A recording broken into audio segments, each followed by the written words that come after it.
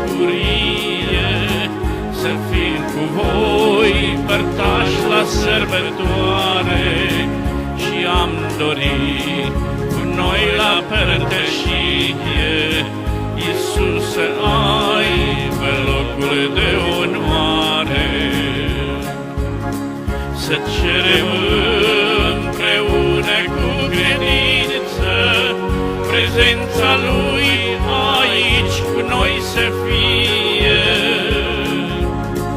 căci numai El doar face cu putință să avem adevărata bucurie. Să cerem împreună cu credință prezența Lui aici cu noi să fie,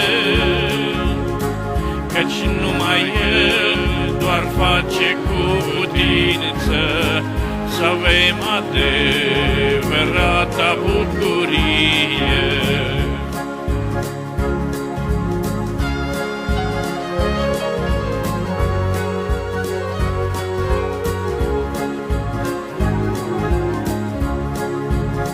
Voi sunteți azi perechea minunată ce vă legați cu drag prin juruință, să vă iubiți cu dragoste curată și în ceasuri grele să aveți credință.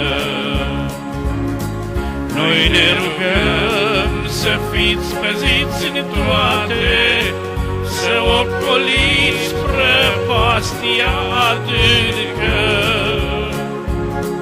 cu înțelepciune, milă și dreptate. Tot ce zidiți, voi să zidiți pe stâncă.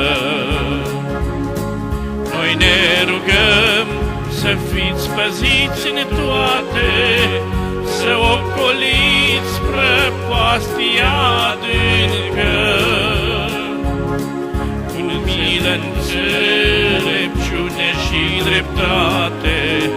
Tot ce zidiți, voi să zidiți pe stâncă.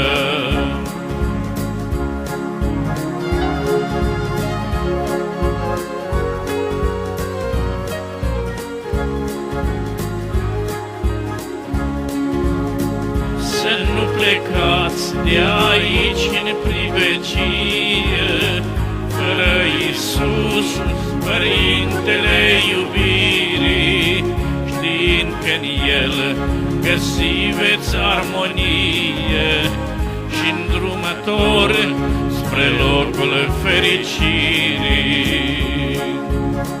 Noi cerem astăzi binecuvântare peste căminul vostru fericire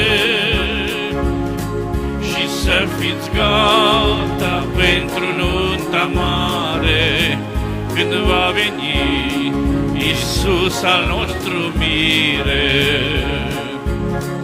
Noi cerem astăzi binecuvântare peste căminul vostru fericire